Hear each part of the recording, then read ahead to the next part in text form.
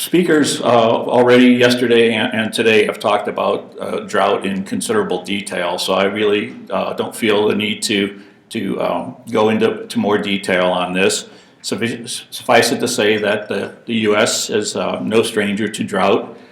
Dave showed a chart of drought from the 1400s through the present, and in the last century we had the Dust Bowl of the 1930s and devastating droughts in the 50s, the 60s, and the 1980s. Even this century we've had recent droughts in Texas and the Great Plains, and of course the ongoing drought in California.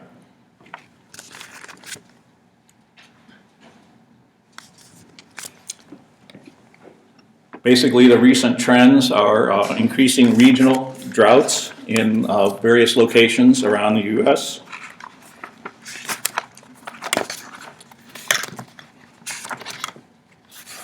Specifically, the upper Midwest, Louisiana, the southeastern U.S., and western U.S. have experienced increasing droughts, while actually other areas of the country have experienced less drought in the last few decades.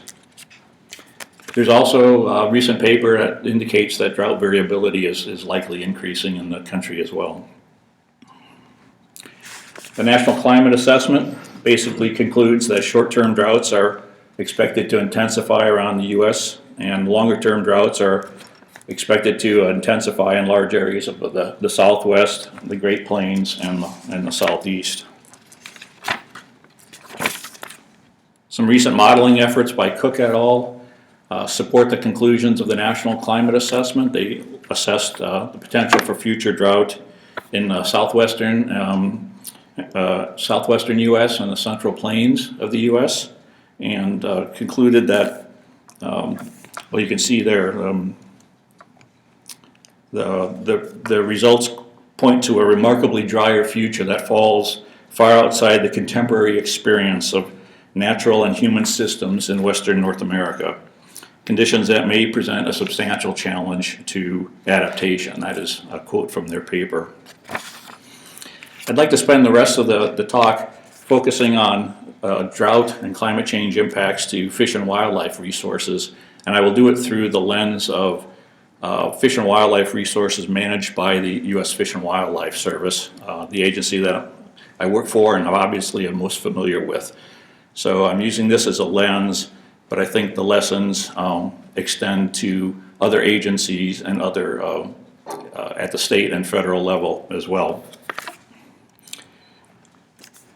The U.S.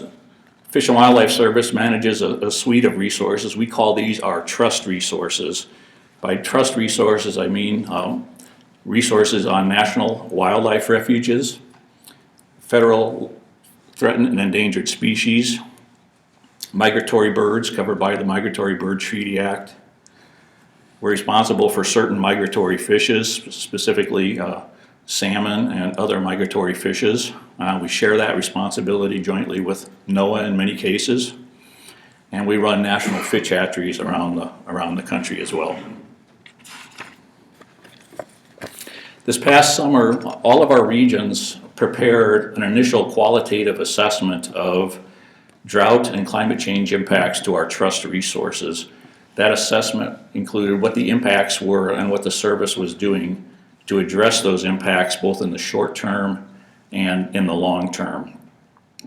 So I would like to present to you the results of that initial assessment. I think there are lessons to be learned there and lessons that can be expanded beyond the Fish and Wildlife Service trust resources.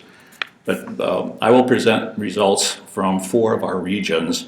Region number 1, which is in the Pacific Northwest. Region 8, which is called our Pacific Southwest region. Region 6, which is called our Mountain and Prairie. It's focused on the Rocky Mountains and the Upper Great Plains. And Region 2, which is Arizona, New Mexico, and the Southern Great Plains. In terms of national wildlife refuges, with some notable exceptions, most of our national wildlife refuges in the Western United States are water-centric, are focused on water. Many of our refuges have managed wetlands that depend on diversion of surface water through water allocations or through groundwater supply to maintain those wetlands. Other of our refuges are natural wetlands. Some refuges are associated with reservoirs, others with streams and rivers, many with salt marshes, and others have spring systems. So water is a common theme in our refuges.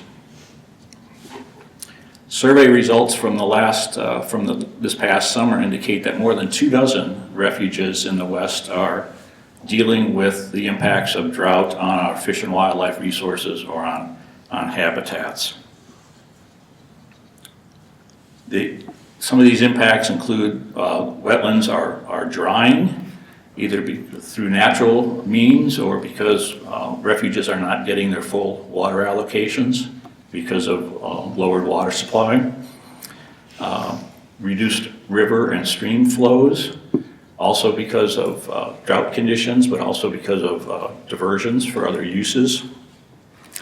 Lower reservoir levels, again, because of drought conditions and diversion for other uses. But some of our refuges are actually facing other challenges. For instance, Wichita Mountains in Oklahoma has an increased incidence of wildfire, so there's having wildfire impacts because of drought and drying conditions as well. So the refuges are really facing a suite of challenges.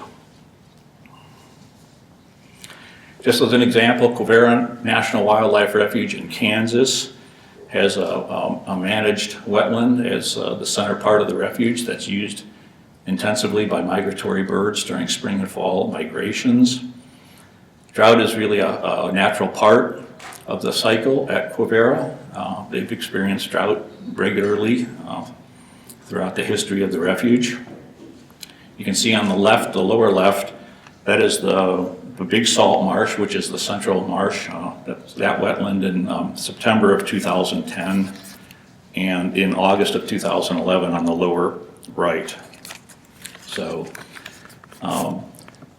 drought impacts have included the fact that migratory birds are simply not stopping there. They're moving on their southward migration from breeding areas in the Arctic and Canada and the prairie potholes down to the wintering areas on the Gulf Coast and Mississippi. They're just moving through that area. They're not stopping. Again, drought for Quivira has not been totally negative.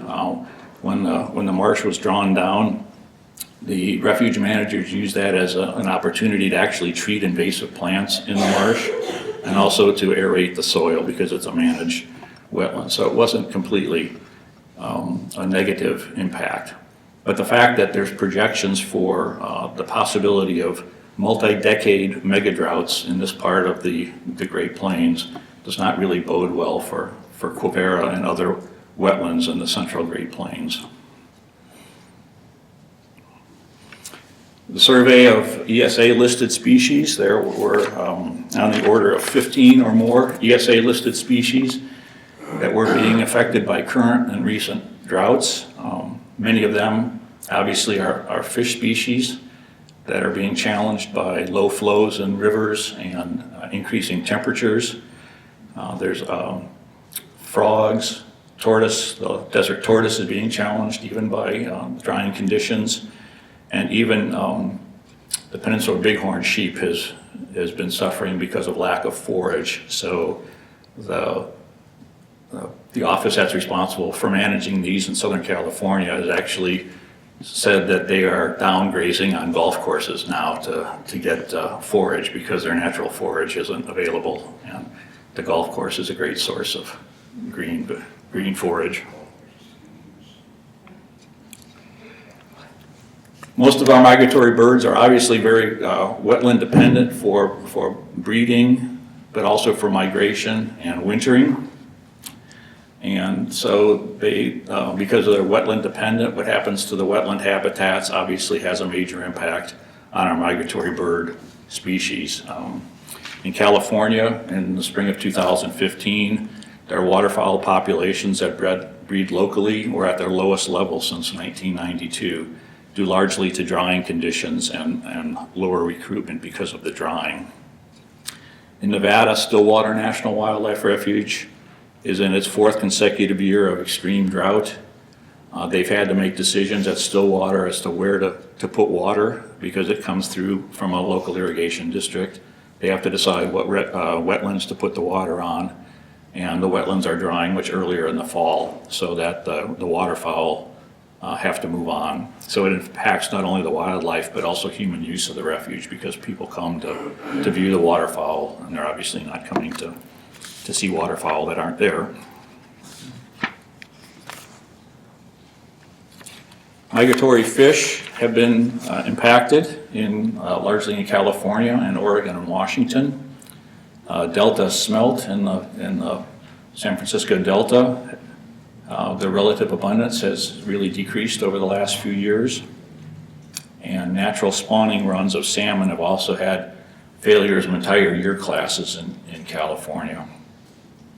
Oregon and Washington, the Columbia River system, the warmer waters in the main stem Columbia are really impeding upstream migration of adult salmon.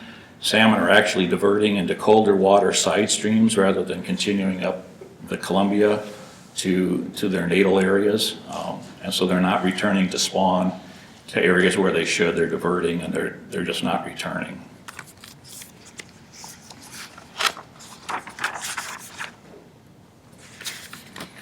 Our national fish hatcheries, we have a number of national fish hatcheries throughout the country, a large number in the Pacific Northwest dealing largely with salmon and salmon production. They have been suffering from low water flows, and also warmer temperatures. The list here is 9 different fish hatcheries that have experienced a series of problems related to lower water flows and higher temperatures. These include increased disease incidence and parasite loads of the fish that are produced there, lower fish return rates, fewer fish are actually coming back to the hatchery, high levels of stress within the fish, and even mortality associated with fish at the hatcheries.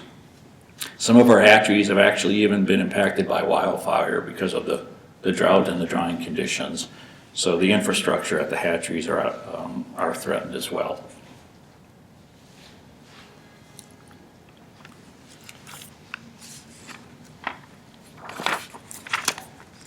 In discussing how, or thinking about how the service has responded to Western drought over the last few years, and planning for the future, it became really apparent to me that we are in a mode where we have short-term intervention to address immediate problems in a very reactive way, but we're also working very hard at this point to come up with long-term solutions to these problems because of the current drought and projections for the future for hotter and drier conditions.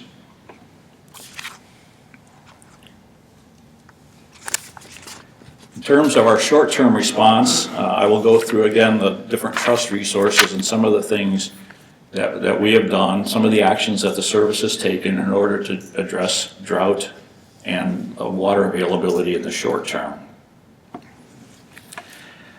Obviously, securing water sources has been one key tool that service managers have used over the last few years to address drought.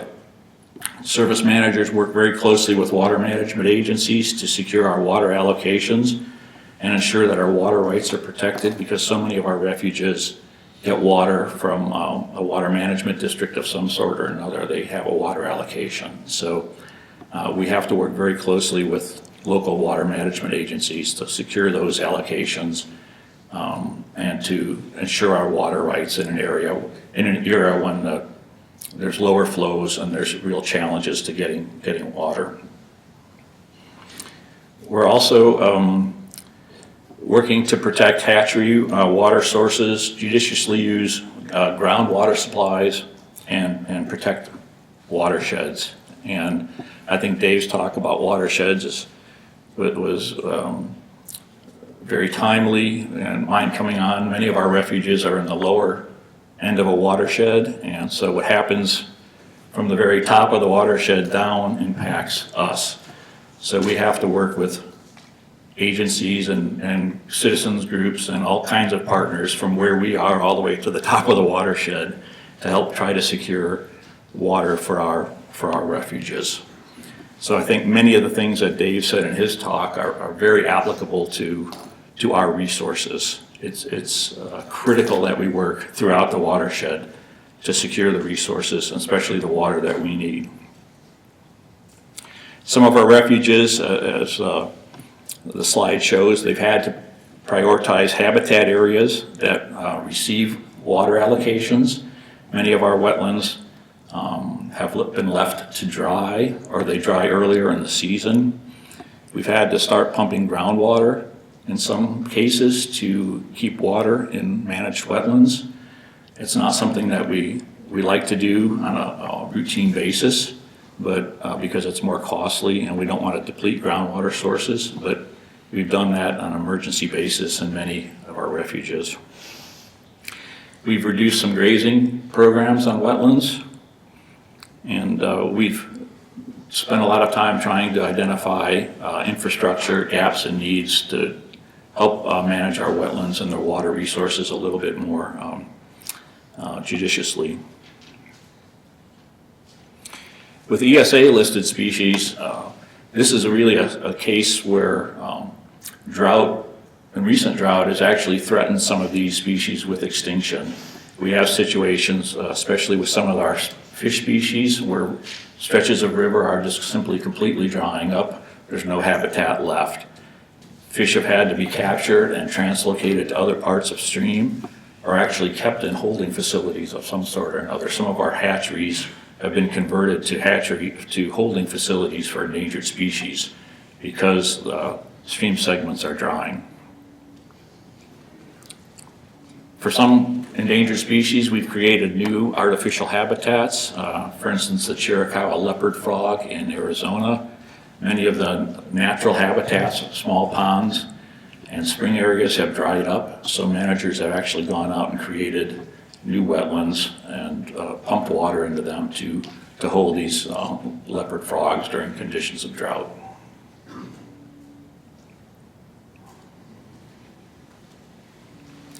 Again, with migratory birds, it's very similar to what we're doing on refuges, because so many of these birds obviously use our refuges.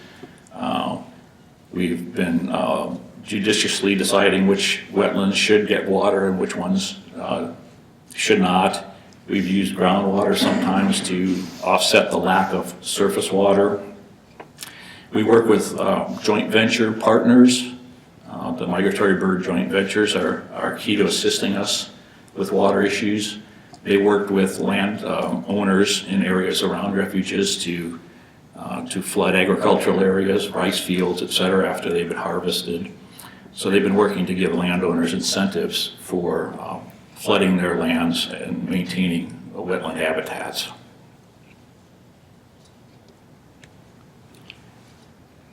Fisheries interventions have included things such as, again, I mentioned fish translocations, monitoring of diseases and parasite loads, both in natural populations and in hatchery populations, monitoring of fish stocks, and to emphasize what Dave said, a lot of collaboration with partners to develop measures to increase the resiliency of stream flows. We're working to try to increase and make stream flows more consistent.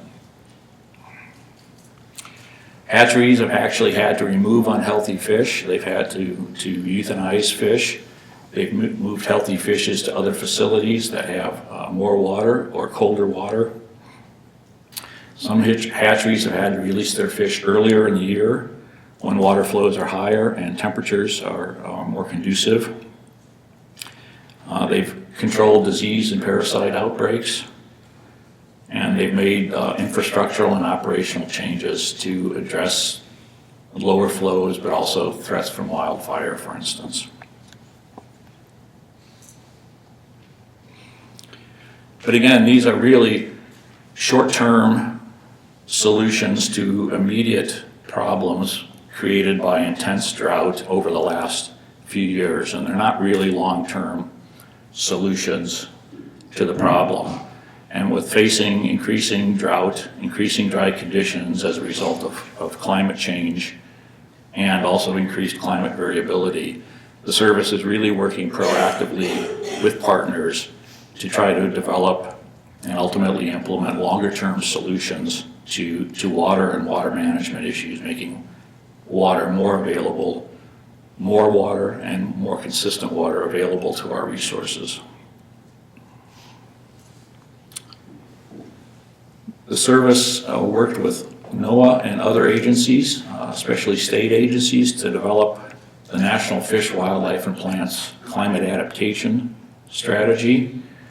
The strategy presents a framework for making fish, wildlife, and plants more resilient to climate change, but also facilitating these sorts of transformational changes that David was talking about in his presentation.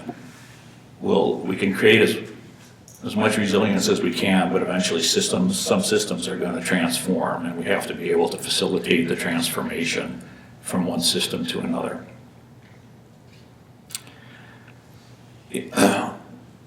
The climate adaptation strategy really focuses on working collaboratively with partner organizations to seek mutual and collaborative solutions to management problems. So the service has been working really proactively with a whole suite of other agencies, from the Forest Service to water management districts, BLM, state agencies, land trusts, and NGOs and private citizens groups to address water issues in the West.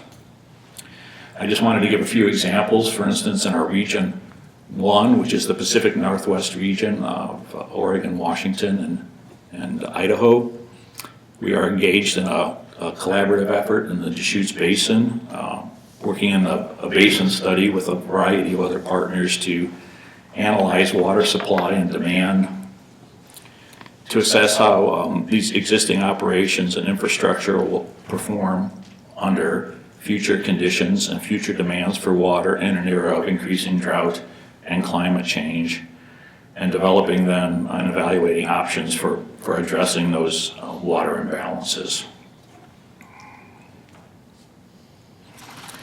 In Region 8 in the Central Valley, the service is working with a wide variety of partners to address water issues within the Central Valley, and I think there's probably many people here who are much more familiar with water issues in California than I am, so I hope I don't step on any landmines here, but it is an extreme challenge in the Central Valley of California for our resources. We have many wetlands there that are managed wetlands. They depend on water allocations. These wetlands are used by hundreds of thousands, if not millions, of migratory birds, and they are a very important resource for the Fish and Wildlife Service. So we have focused a lot of resources on our Region 8, which is California and Nevada, to work with partners to address water issues. Some examples here are working on a water allocation model development with the University of California at Davis. We participate in the Central Valley Drought Coordination Team, which is an interagency team looking at drought, monitoring drought, and coming up with joint solutions to water resources, and developing an online data portal for partners to share real-time availability of water or real-time data on water availability in the Central Valley.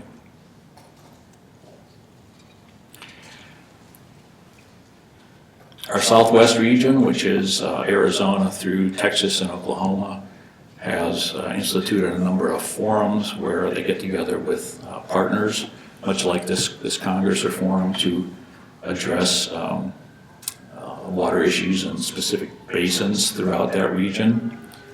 The goals are to review land and water management practices there, but also to improve the capacity of resource managers to more reliably meet the demands of water users in the region.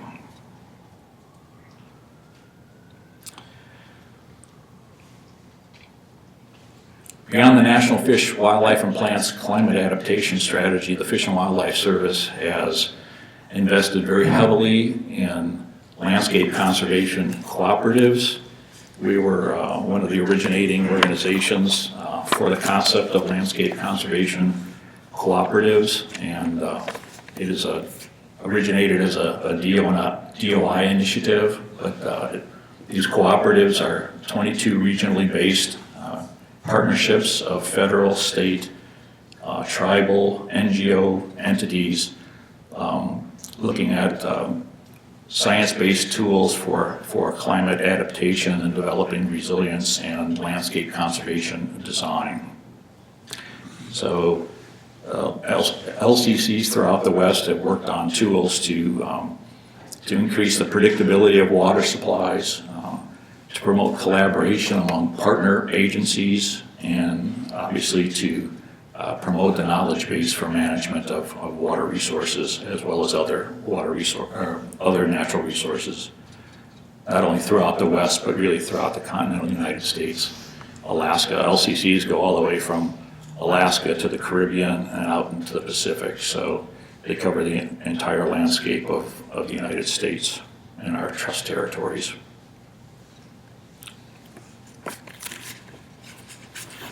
One of the tools that we worked with is the WaterSmart tool. It's a grant that one of the LCCs, the Southern Rockies LCC, had with Utah State University, focused on the Bear River watershed in Utah, and they are developing a model to increase the predictability of water supplies within the Bear River watershed in northern Utah. The Bear River originates up in, I guess, in the watershed of Bear Lake, and then flows down and eventually reaches the Salt Lake, and it's used for irrigation and domestic purposes.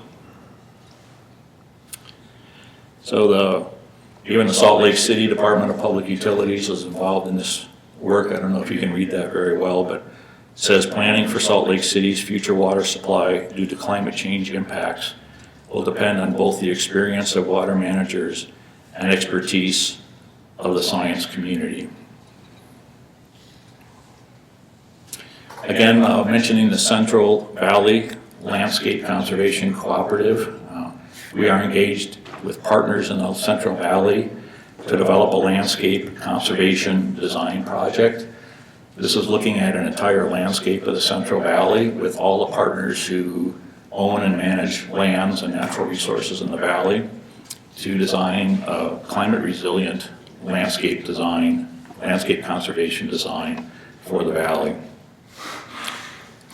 The project has started by bringing partners together in a forum to discuss possible futures for the Central Valley. This would be addressing issues of land use and land use change, climate change, water availability, etc. They've developed a suite of what they call the Central Valley future scenarios. At this stage of the process, they're looking at vulnerability of various resources. They're doing a full-scale vulnerability assessment, and from that, they will then develop a suite of what they call climate-smart adaptation actions to guide conservation decision-making in the future. In our Region 2, the Southwest region, the Landscape Conservation Cooperative there, along with the USGS Climate Science Center, sponsored a climate summit in November of this year. Some of you may have attended that summit. The goals of that were to discover emerging climate science, explore adaptive management, share climate-smart conservation results, and discuss management and policy responses. So this is one of the efforts of the LCCs to increase the knowledge base among partners, but also foster collaboration among partner agencies.